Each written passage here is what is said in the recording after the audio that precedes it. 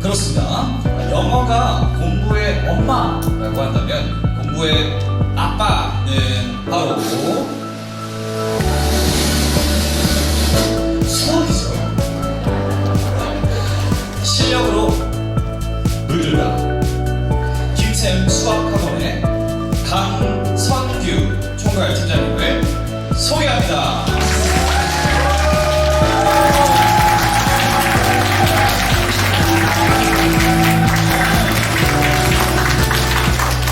네, 반갑습니다. 저희 이렇게 인기 많은 줄 오늘 처음 알았네요. 네. 안녕하십니까. 저는 김쌤 수학과 총괄팀장, 그리고 초등학교 4학년 강석현의 아빠이고, 아이들에게는 빛이 나는 강쌤, 강석규입니다. 반갑습니다. 네, 김쌤 그 무한한 가능성을 열다. 제가 연사로 서기 이전에 먼저 학부모의 입장으로 정성스럽게 나도 학부모의 마음으로 수학을 알아보고 준비했으니까 잘 들어보시고 어머님에게 필요한 선택을 해주시길 바라겠습니다. 자, 수학 그 무한한 가능성을 열다. 어머님도 수학 제대로 하고 계신가요? 크게 공부해야 될까 이런 고민들 많이 하고 계시지 않는지 모르겠습니다. 사실 초등학교 때는요, 어떤 걸 공부해야 되지? 중학교 때는 어떻게 공부를 해야 고등학교 가서 이게 좀 잘 될까? 이런 고민들을 많이 하고 계시죠. 그렇기 때문에 어머님들이 첫 번째로 하셔야 될 건요, 수학의 흐름과 수학에 대한 내용을 먼저 알아야 되는 것이 중요합니다. 자, 수학의 플로우입니다. 초등학교 때 배우는 대수파트 단원입니다. 초등학교 3학년 때 자연수의 덧셈, 뺄셈, 곱셈, 나눗셈, 분수와 소수, 자연수의 곱셈, 나눗셈, 분수의 덧셈, 뺄셈, 소수의 덧셈, 뺄셈. 래퍼 같죠? 근데 여러분들, 어머니 여기 보시기에 다 어떤 내용들이에요?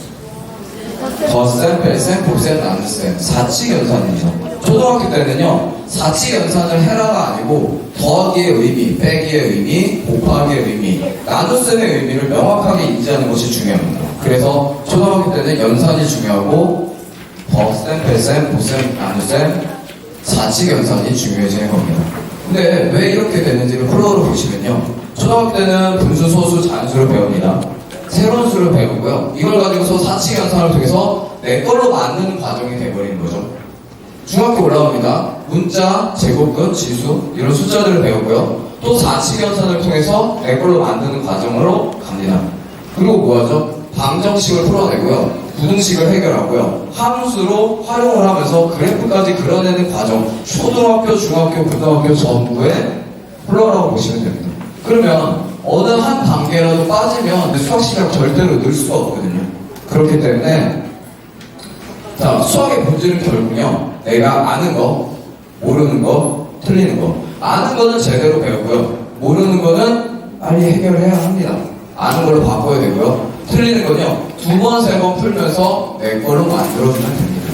이게 인터넷이라든가 TV, 뭐 유튜브 이런 데서 강사들이 나와서 하는 얘기들의 가장 본질이 아는 거, 모르는 거, 틀리는 거, 해결해서 내 거로 만드는 거, 이거에 대한 얘기를 하고 있는 겁니다. 이거 애들 혼자 할 수 있을까요? 스스로 절대 불가능합니다.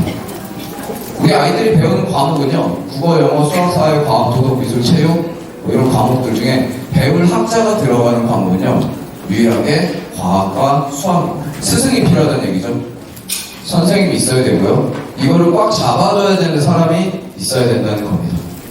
그래서 아는 거, 첫 번째 주제, 다음 두 번째 주제, 모르는 거, 세 번째 주제, 틀리는 것에 관련되어 저희 김쌤 시스템과 관련 지어서 한 번 더 설명을 드리도록 하겠습니다. 자, 아는 거, 배울 때 잘 배우자. 첫 번째는요, 수준과 상황에 맞는 교재를 선택하라입니다.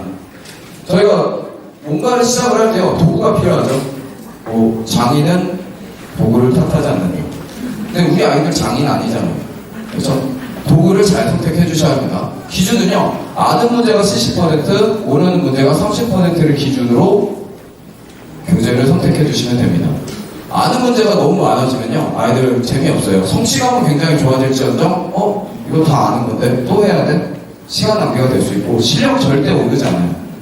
그러면 모르는 거를 쭉 더 올려서 50%까지 끌어올리는 그런 책을 봤다? 나 왜 이렇게 못하지? 어렵지? 잘 안 풀린다. 수학에 대한 반감이 생길 수 있어요.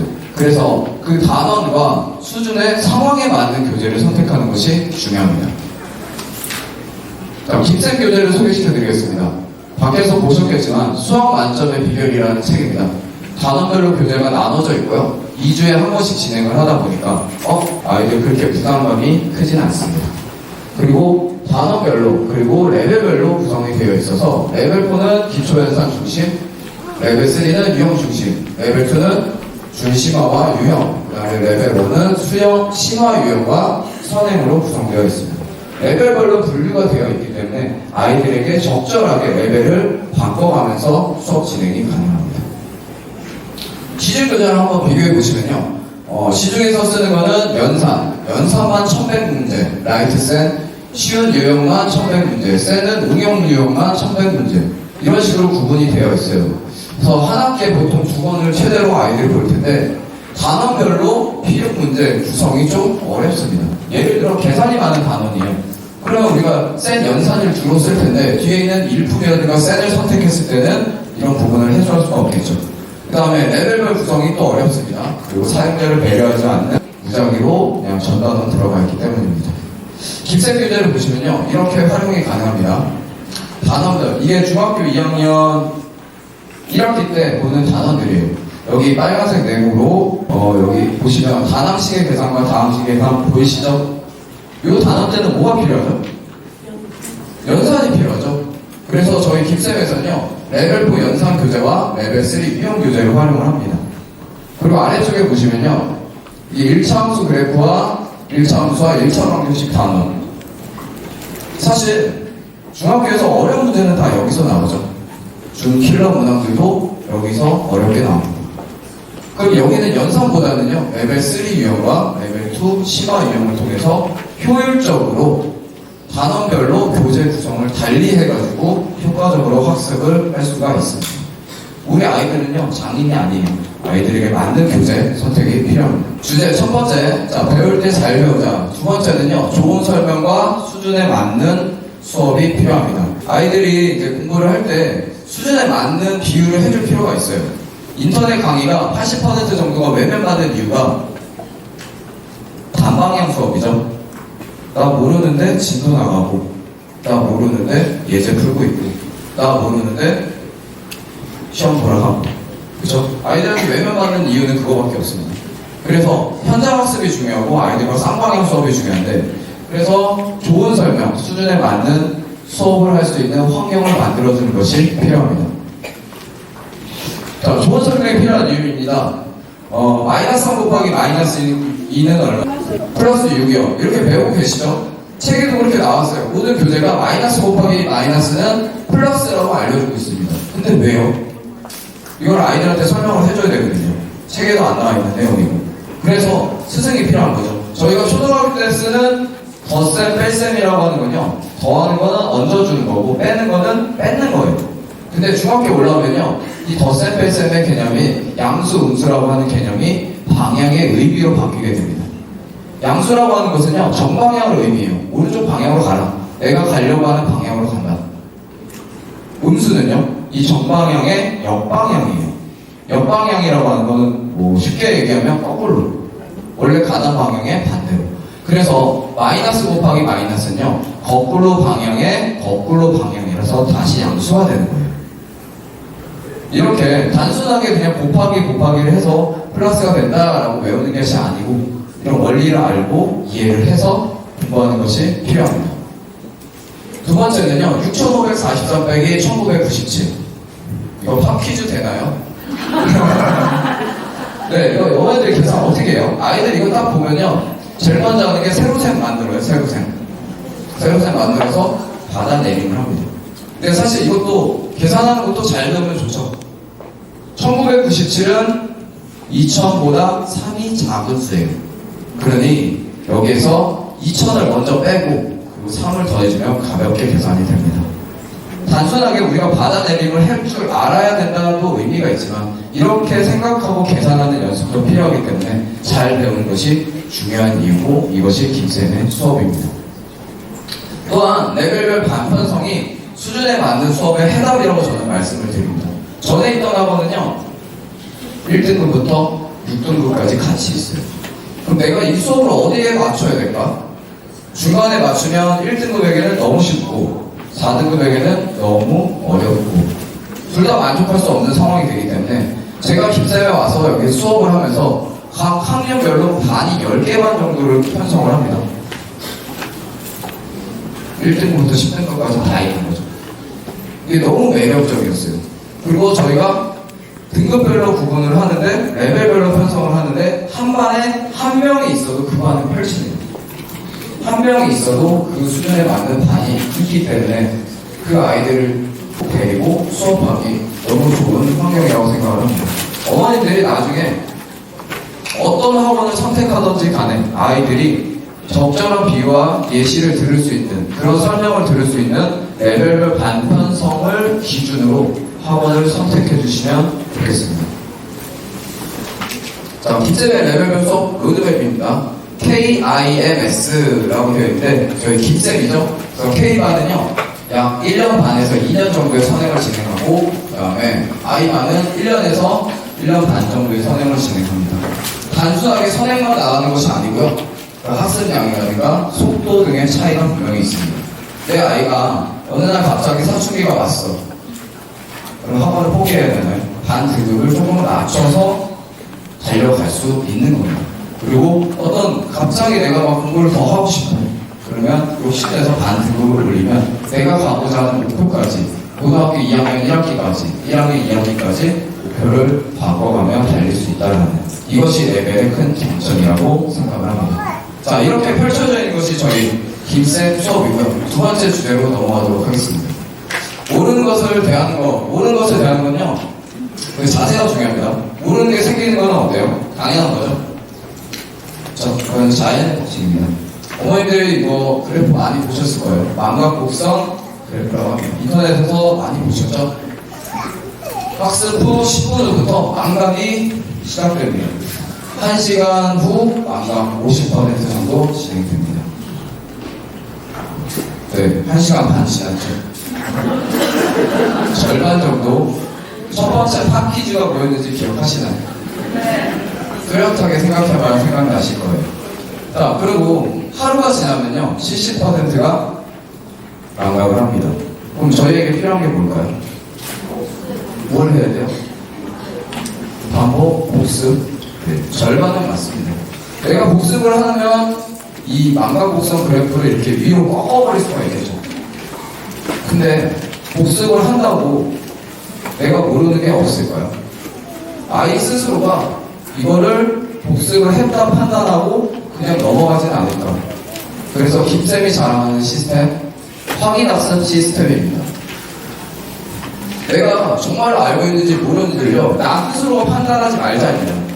저희 김쌤은요, 백지 테스트, 주간 테스트, 책통과 테스트, 이 3종 테스트를 통해서 백지 테스트, 개념 테스트, 개념을 제대로 이해하고 있는지, 암기하고 있는지, 용어들을 정확히 알고 있는지, 주간 테스트를 통해서 그 단원의 학습 과정을 주간 점검하고요. 책통과 테스트를 통해서 저희 수학이 2주에 한 번 진행하는 거 알고 계시죠? 2주에 한 번씩 이 책을 네가 이해했어, 완벽하게 정리했어 라는 걸 테스트를 하게 됩니다. 만약에 테스트만 못하면 어떻게 돼요? 아까 수학의 흐름 처음에 보여드렸던 것처럼 하나가 어긋나 버리는 거죠. 그렇기 때문에 보강, 보충, 재시험을 통해서 아이들이 기본적인 학습 성취율을 올려놓고 그 다음 단계로 진행하게 됩니다. 이런 학습 시스템은요, 어쩌다 한번 하는 게 아니고요. 네, 김쌤의 포스 시스템, 정규 수업 이후에 무조건 의무적으로 진행을 합니다. 그래서 네가 진짜 모르는 게 뭔지, 아는 건 뭔지, 복습했다면서, 알고 있다면서 이거를 아이 스스로 판단하는 것이 아니 학원이 직접 판단하고 안 되는 부분, 모르는 부분을 찾아주는 겁니다. 그러고 나면 뭘 하죠? 이제 그때 과제를 해주시면 됩니다. 과제 시스템이라고 하는 게 숙제라고들 알고 계세요. 저도 초등학교 4학년 아들이 있는데 책을 들고 와서 아빠 나 절반을 몰라. 수학 공부하기 싫어. 근데 사실 아들한테도 저는 얘기를 해줘요. 그래, 그럼 아빠랑 이거 같이 풀자. 그래서 절반을 해결하면 이 친구는 숙제를 애초에 스스로 다 푼 아이들만큼 학습이 된 거는 맞죠. 그래서 김쌤에서는요, 모르는 문제가 나와도 스스로 풀고 확인하고, 아, 나 이거 아는 거였는데 집에 와서 보니까 모르겠네.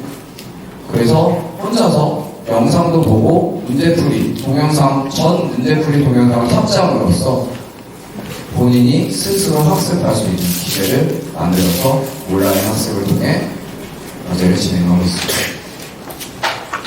자, 두 번째 주제 틀리는 것입니다. 네, 이거 보시나요?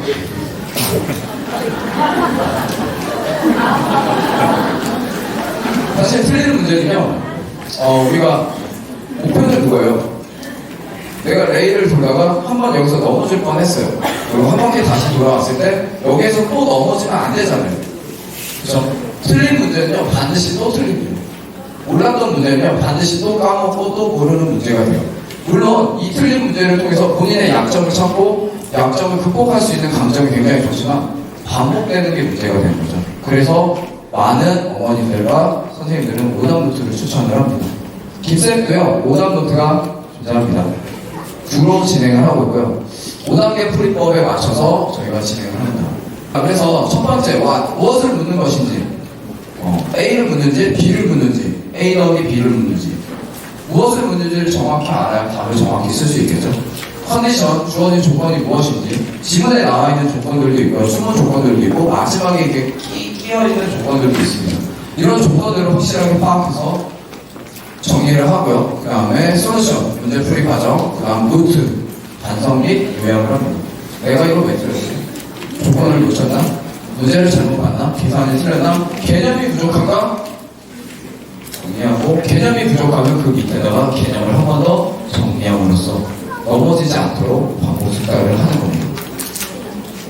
이처럼 저희 김쌤은요, 아는 거, 모르는 거, 틀리는 거, 이게 수학의 본질이고요. 이런 수학의 본질을 꿰뚫는 시스템을 가지고 있습니다. 되게 명쾌하지 않아요. 저는요, 수업, 아는 거 제대로 배우자. 수준별 교재 받고, 수준별로 수업을 하고, 레벨은 반편성해서 섞이지 않는 수업을 하고요. 그 다음에 확인학습을 통해서 내가 아는 거, 모르는 거 스스로 판단하지 말고, 직접 확인을 받고, 그걸 가지고서 효과적으로 과제 복습을 하고요. 또 넘어지지 않기 위해 오답노트를 쓰죠. 이게 아는 거, 모르는 거, 틀린 것을요, 해결하는 수학의 본질에 가까운 시스템이라고 생각을 합니다. 네, 이제 거의 마무리가 됐는데요. 수학 완전 학습을 위한 강사의 모든 관리를 담다. 학생의 모든 습관을 담다. 강사의 모든 관리는요, 선생님으로서, 그리고 스승님으로서 아이들에게 알려주는 것들, 해줘야 되는 것들, 배움 줄 수 있는 것들을 많이 담았고요. 그 다음에 학생의 모든 습관을 담다. 아이들이요, 학원 시스템에만 의존하는 것이 아닌 이를 통해서 수학뿐만이 아니라 모든 일이든 업무든 사회생활이든 아는 거, 모르는 거, 틀리는 거, 이걸 통해서 스스로 발전할 수 있는 그런 습관을 담아왔으면 좋겠다는 마음으로, 그리고 학부모의 마음으로 김쌤 소개 마치도록 하겠습니다.